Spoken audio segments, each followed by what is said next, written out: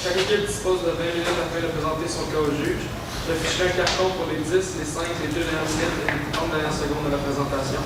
Lors des 10 dernières secondes du discours, j'indiquerai à l'aide de mes deux mains le nombre de secondes restantes. Si vous n'avez pas terminé votre présentation après 20 minutes, elle sera arrêtée afin de passer à la période des questions. La période des questions a une durée maximale de 5 minutes est allouée au jury à la fin de la présentation.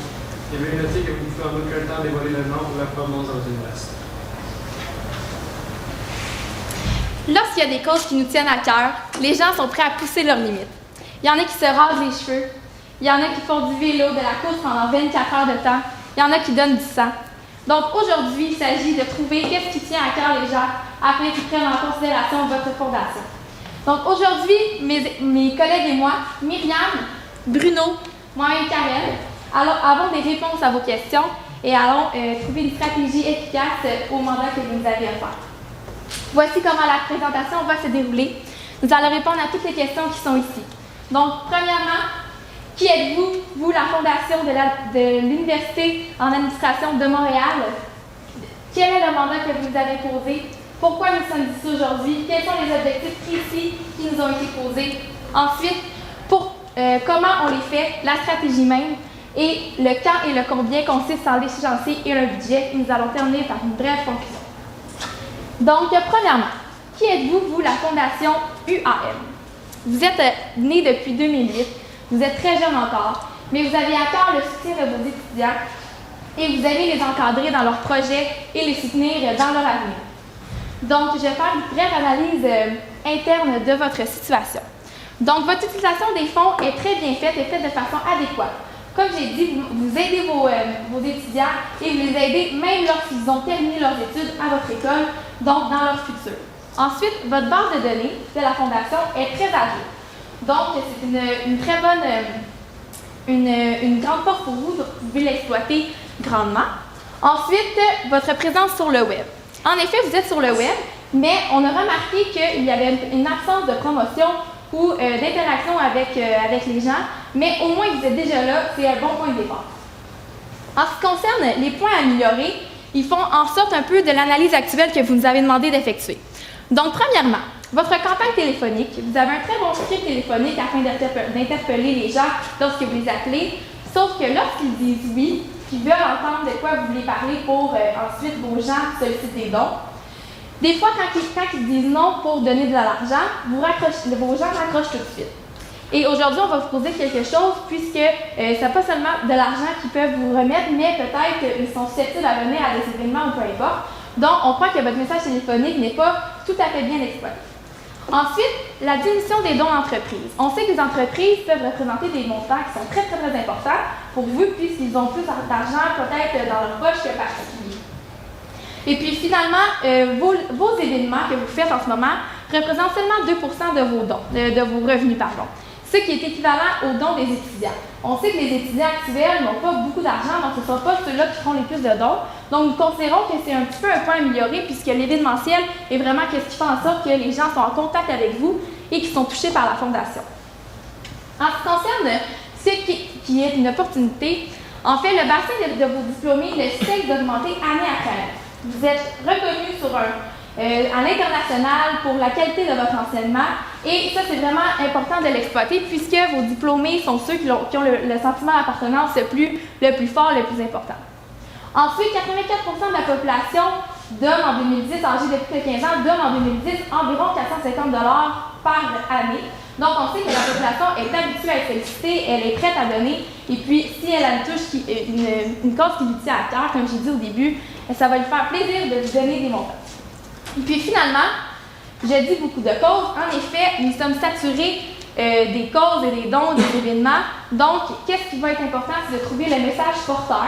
Qu'est-ce qui fait en sorte que vous différenciez pour que les gens choisissent de donner à vous et non à eux. Et puis finalement, les gens ne comprennent pas exactement comment vous distribuez vos dons.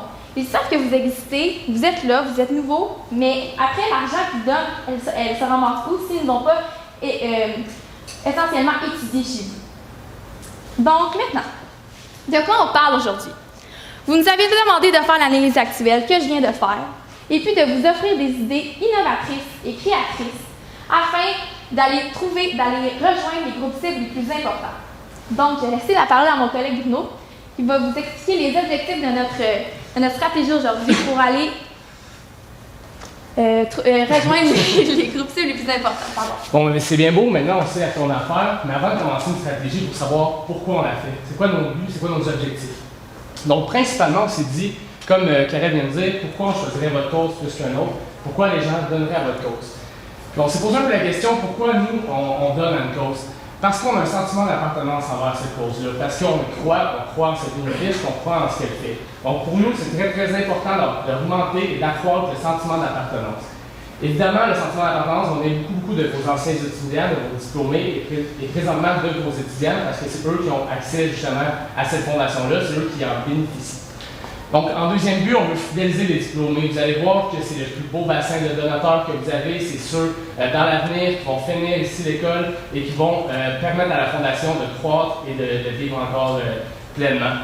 Donc, ces deux objectifs-là qui viennent à notre but ultime de sécuriser les dons année après année. Vous avez dit que les dons des diplômés étaient un petit peu insécures, ça fragilisait un petit peu l'entrée de fonds. Ce qu'on voudrait, et dans le meilleur des rêves pour vous, c'est peut-être à chaque année d'avoir un montant qui est sécure, d'avoir une croissance année après année. Donc maintenant, il faut savoir à qui on s'adresse. Peu importe la stratégie marketing qu'on va évaluer, si la stratégie ne s'adresse pas à la bonne personne, on va passer à côté du bateau. Donc l'important pour nous, c'est de viser juste, c'est de viser la bonne clientèle cible et c'est de connaître cette clientèle cible-là. Vous avez la chance de connaître votre clientèle cible parce que vous l'éduquez depuis 1 an, 2 ans, 3 ans, 5, 6 ans pour les plus avancés un petit peu. Donc avec vous, on va faire un peu le tour de cette clientèle cible-là à qui on s'adresse aujourd'hui. Donc vous nous avez dit que les diplômés, c'était vraiment un des gros bassins, 138% d'augmentation cette année. Donc il faut vraiment les prendre en considération.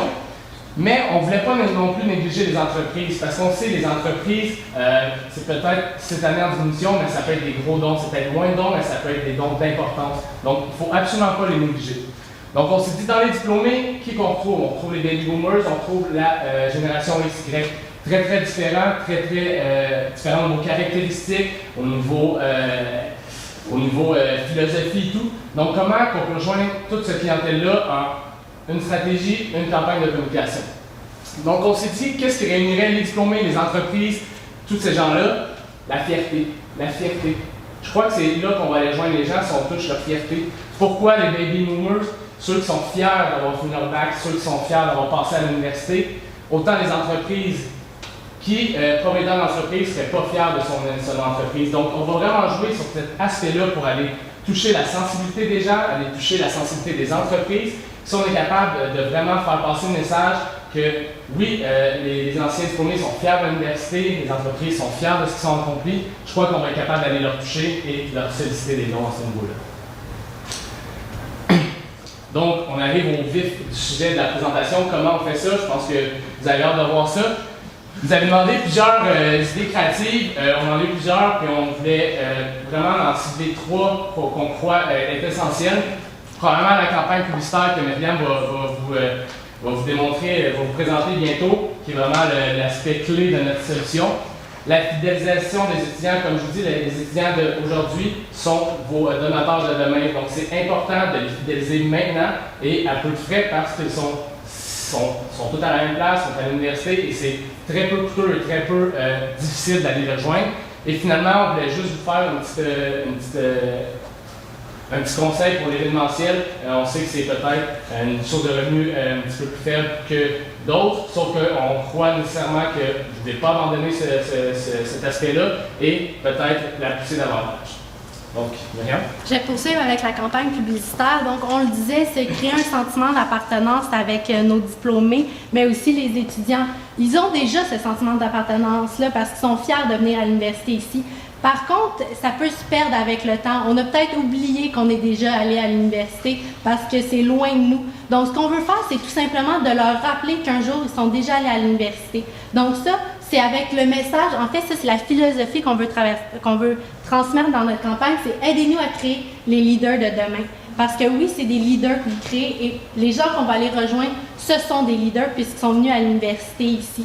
Donc, le message, comment on va leur faire réaliser, c'est tout simplement en utilisant les donateurs que vous avez déjà aujourd'hui. C'est certain que vous avez des personnalités connues, des gens qui ont performé dans le domaine des affaires, qui sont connus de vos étudiants. Donc, c'est de les exploiter. Oui, je m'excuse du terme, mais c'est de les utiliser, d'utiliser leur visage pour les faire. Ils donnent déjà présentement. Ils sont fiers de leur université, ils veulent encourager les gens, les jeunes de la relève. Donc, c'est en utilisant leur visage et dire tout simplement « Moi, je donne à l'UAM » avec le nom de la personne, l'année de sa cohorte, puis tout simplement le nom de son entreprise. Donc, la personne, c'est une façon aussi de faire de la publicité pour son entreprise. Puis, donc, c'est sûr qu'elle va vous dire oui parce qu'elle veut encourager son université, mais aussi de faire la promotion de son entreprise. Puis là, ça vient donner une raison aux gens. Si cette personne-là, qui est rendue si loin dans la vie, donne à l'université, bien peut-être que moi aussi, je devrais donner. C'est là que ça vient donner une raison, un appui. Cette personne-là, elle a une tête sur les épaules, donc j'ai juste à la suivre et faire de même. Donc, c'est comme ça qu'on veut promouvoir la fondation, je m'excuse. Puis, comment qu'on va le faire, comment qu'on va transmettre cette promotion-là, c'est en 2 temps. Tout d'abord, une campagne web. La campagne web, on l'a dit, vous avez une présence web avec votre site web, puis sur Facebook. Par contre, vous n'avez pas mentionné dans le dossier que vous faisiez des campagnes publicitaires web. Donc, maintenant, avec Facebook, c'est super facile. Tout simplement, cliquez « Étudiant de votre université », puis facilement, vous avez un bassin. Puis ça vous permet, même si les gens sont retournés dans leur pays d'origine, en France ou peu importe où dans le monde, mais vous avez accès au même coût. Et la beauté de Facebook, c'est que vous cliquez, puis vous payez seulement pour les personnes qui vont cliquer. Donc, on va avec le même visuel, le visage de la personnalité connue qui dit « Moi, je donne à l'UAM ». La personne clique, donc la personne est déjà intéressée de donner. Et donc, c'est simplement sur ces personnes-là. Puis peut-être que la personne va l'avoir 25 fois avant de cliquer, mais vous ne payerez pas pour les 25 fois qu'elle va l'avoir vu. Donc, encore là, c'est un avantage. Puis, on vous propose du Google Display aussi. Ça, c'est pour aller rejoindre plus la communauté haute. Affichage papier. On a parlé qu'on avait une très grande diversité de personnes. Vos diplômés viennent de partout. Puis l'affichage papier, par contre, on la concentre naturellement au Québec. Vous venez de Montréal, donc peut-être plus à Montréal. C'est un bassin, veut ou veut pas, qui est plus intéressant pour les grandes entreprises. Donc, allez rejoindre des campagnes papier comme Zoom Media, par exemple, ou qui serait plus possible, mais ça, c'est vraiment plus pour la tranche des baby boomers qu'on vous le propose. Finalement, l'infolette, vous avez mis à jour votre base de données, donc on va l'exploiter. Puis c'est encore là, on utilise le visuel, c'est un visage, c'est le visage qui va parler, c'est une personnalité connue. Donc on veut encourager, on veut en créer d'autres des personnes comme ça. Donc on a tout simplement dans l'infolette, surtout pour le web, c'est important parce qu'on l'a mentionné, les gens ne comprennent pas où va l'argent. Vous l'utilisez bien, mais les gens ne le savent pas, puis c'est leur crainte de donner. Donc, dans l'infolette, oui, on a notre promotion, notre beau visuel, mais en dessous de mettre les critères, d'expliquer où va la redistribution, afin comme de soulager le fardeau des gens, parce que c'est quand même de l'argent qu'ils vont vous donner. Donc, il veut que ça soit bien investi. Puis, on peut faire la même chose en infolette papier. Un côté, le visuel de la promotion, puis de l'autre côté, le visuel, pas le visuel, je m'excuse, mais les détails de la promotion. Puis pour la promotion papier, vu que c'est plus coûteux que le web, on pensait y aller justement par tranche d'âge. Donc, on y va avec vos baby boomers. Par la suite, si ça a bien fonctionné, on y va avec la tranche X et ainsi de suite jusqu'à la dernière génération. Alors, je vais laisser Bruno poursuivre avec le reste de la stratégie. Maintenant, comme on disait, le mouvement clé, c'est de fidéliser vos étudiants.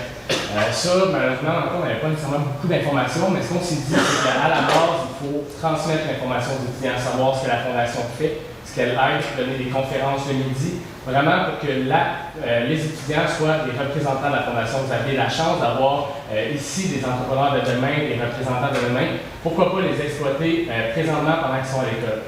On le sait, puis on parle un peu par expérience, on est des étudiants, ça prend toujours un petit bonbon au bout du nez pour agir, hein? On le sait, on ne se le cachera pas. Donc on s'est dit, pourquoi vous, justement, n'utilisez pas ces étudiants-là comme représentants? Vous offrez des systèmes de ristourne pour payer leurs propres frais d'inscription.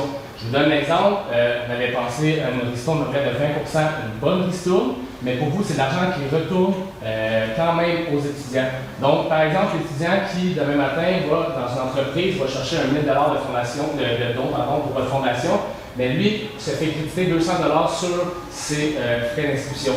De cette façon, l'étudiant peut aller voir l'entreprise, peut aller voir sa famille, peut aller voir son père, sa mère, Sauf que le père de l'entreprise va quasiment pouvoir payer les frais d'inscription de son enfant et il va avoir des déductions aussi d'impôts pour son entreprise. Je mets un cas contraire, un étudiant étranger, très débrouillard, mais qui malheureusement n'a pas de famille ou ses parents ne payent pas nécessairement ses frais d'études. Très débrouillard, il me dit moi, je vais passer une couple d'heures par semaine sur la route, je vais aller cogner au pas, je vais aller faire la représentation pour la fondation parce que j'y crois, mais cet étudiant-là va peut-être être capable de justement payer ses frais d'inscription. Puis pour vous, ben, c'est de l'argent qui rentre plus facilement. Donc, on croit que c'est la base, puis ces étudiants-là, si tout au long de leur parcours, de leur bac, de leur maîtrise, peu importe, sont capables de travailler avec leur fondation, une fois qu'ils vont avoir sorti, ils vont être beaucoup plus tentés de redonner à la fondation, et c'est normal parce qu'ils vont avoir été au courant. La fondation va leur avoir aidé directement à payer leurs frais d'inscription, leurs frais d'études, puis en venant, ils vont voir à leur tour, comme Myriam disait, donner au prochain, de donner aux leaders de demain. Donc, je pense que, nous pensons que c'est vraiment une des façons peu coûteuses pour vous. Vous êtes déjà ici, vous êtes capable d'afficher, vous êtes capable de donner des conférences, c'est de la main-d'œuvre pour créer le système de ristourne, un petit peu de main-d'œuvre côté informatique, mais on croit que c'est une des bonnes solutions à ce niveau-là. Deuxièmement, l'événementiel, comme vous avez dit, c'est peut-être une source de revenus qui est moindre, mais qui est très importante. Dans l'événementiel, vous avez la relation avec les gens, vous avez du face-à-face, et c'est beaucoup plus facile de convaincre quelqu'un en lui parlant directement que, par exemple, en passant une annonce ou une campagne. Donc, l'événementiel est important pour vous. On ne voulait pas non plus trop s'acharner sur l'événementiel, on voulait peut-être juste vous donner une petite idée d'événements qui pourraient être organisés, qui pourraient être très bien. Comme vous avez dit, on essaie d'atteindre plusieurs groupes d'âge, on pourrait même faire un événement peut-être pour recruter des nouveaux étudiants. Donc, on a regardé un petit peu ce qui se faisait dans les fondations, ce qui se faisait comme événement, puis on sait, il y a beaucoup de fondations, il y a beaucoup d'événements de financement. Présentement, il y a un marché dans le sport qui est la course à pied qui est en évolution année après année selon Ischio, qui est un magazine qui fait des statistiques année après année. Il y a plus de 140 000 personnes qui participent à des courses à pied au Québec. Puis les courses à pied qui sont les plus populaires, c'est les courses à pied pour les fondations. Donc, si vous avez un terrain de jeu incroyable, vous êtes en arrière du Mont-Royal, vous avez l'université comme terrain de jeu, exploitez-le. Et dans une course à pied, on sait qu'il y a toutes sortes de gens. Il y a les jeunes, il y a des personnes un peu plus vieilles qui viennent courir, ils peuvent avoir gros élèves de demain, mais aussi dans cet événement-là, que ce soit une course à pied, que ce soit n'importe quoi, si la personne vient, elle parle à des représentants de votre fondation et elle clique, elle aime votre fondation, c'est peut-être celle que demain, le gestionnaire de l'entreprise va repartir dans son entreprise et va convaincre l'entreprise de faire un don à la fondation. Donc, c'est important d'avoir ce contact-là avec les personnes, d'avoir cette relation-là, puis voilà. Donc maintenant, quand et comment? En fait, les résultats qu'on vous présente, vous n'aviez pas mis de barrière en ce qui considérait le temps. On a décidé que nos résultats de la stratégie qu'on vient de présenter se divisaient à court terme et à long terme. Donc, à court terme, tout ce qui est campagne de marketing, qu'est-ce que Myriam vous a expliqué, l'affichage, tout ça, ça se fait assez rapidement. La course à pied, c'est quelque chose qui s'organise en dedans d'une année aussi, si vous voulez agir maintenant. À long terme, on parle beaucoup de la fidélisation et le programme de ristourne qui pourrait être vraiment implanté dans l'école puis rester à long terme pour attirer les étudiants. Donc, maintenant, combien tout ça va coûter? Comme on a vu dans le dossier, on n'avait pas beaucoup d'informations concernant le budget, on savait que c'était 30% de vos revenus. Ce qu'on voulait vous dire, on n'a pas nécessairement fait de budget précis parce qu'on croit que ça aurait été vraiment une perte de temps et pour vous, ça n'aurait pas été nécessairement très significatif. On veut juste vous dire que, par exemple, un événement comme la course à pied, c'est des revenus et non des dépenses et en plus de la visibilité. Deuxièmement, côté fidélisation des étudiants, c'est peu coûteux, à part, comme je vous disais, le programme informatique, donc c'est vraiment des moindres coûts pour toucher un gros bassin de donateurs futurs. La seule, peut-être, campagne qui peut être justement monétaire, c'est la campagne de publicité, comme Myriam vous a dit, mais encore là, on vous a donné vraiment plus des options, puis à vous de voir potentiellement le budget, vos achats médias, qu'est-ce qu'il faut en faire à ce niveau-là. Donc, on ne voulait pas nécessairement faire un gros budget, mais juste vous étaler un peu à quoi ça peut ressembler les frais là, dans tout ce qu'on vous a dit comme solution. Donc, finalement, ce qu'on vous a proposé, c'est un événement, soit une course à pied ou autre, pour aller rejoindre les gens qui ne sont pas nécessairement des donateurs actuels. Puisque le tournoi de golf, c'était pour les donateurs que vous aviez déjà, puis tous les autres événements, c'est pour remercier les donateurs. Donc là, c'est une façon d'aller rejoindre les gens qui ne donnent pas déjà, qui voudraient simplement participer, puis ça vous permet de vous faire connaître. Par la suite, il y a le programme de Ristourne qui est une façon d'aller chercher des nouvelles entreprises dans votre base de données. Puis par la suite, si l'étudiant quitte, bien vous, c'est une façon d'aller les relancer puisqu'ils sont déjà donateurs. Puis finalement, une campagne publicitaire qui va vous permettre de financer les leaders de demain. Alors, si vous avez toujours des questions, il va nous faire plaisir d'y répondre.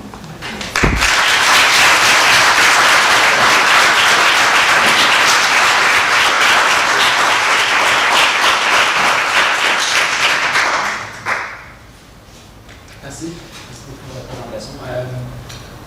L'affichage, ça m'intéresse, mais j'aimerais savoir quelle est la stratégie média, si on veut. Alors, où est-ce que cet affichage va être présent? Dans quelle forme? Si je peux me permettre, c'est surtout un affichage qui va être concentré pour les baby boomers. Donc, des zooms médias dans les restaurants qui les intéressent le plus, mais également, ça peut être aussi dans des revues, mais il faut toujours se concentrer sur les baby boomers. Ce n'est pas un affichage qu'on veut plus pour les autres marchés. Y a-t-il pas une inquiétude cependant que plusieurs personnes qui vont venir en contact avec cette publicité n'auront pas aucun sens d'appartenance avec l'UAM parce qu'ils ont été ailleurs ou ils n'ont pas été à l'école ou quoi que ce soit? Je crois qu'à ce niveau-là, c'est le visuel qui va faire l'effet. Si on est capable de, comme Myriam disait, mettre une belle photo, quelqu'un, une personnalité qu'on connaît, c'est peut-être à ce niveau-là qu'on va être capable de les rejoindre. Si on sait qu'il y a beaucoup de personnalités de Québécois qui sont passés au HEC, c'est peut-être là qu'on va les reconnaître, même s'ils ne sont pas venus au HEC. Si cette personnalité-là donne à cette cause-là, là, on va être capable d'interagir avec eux.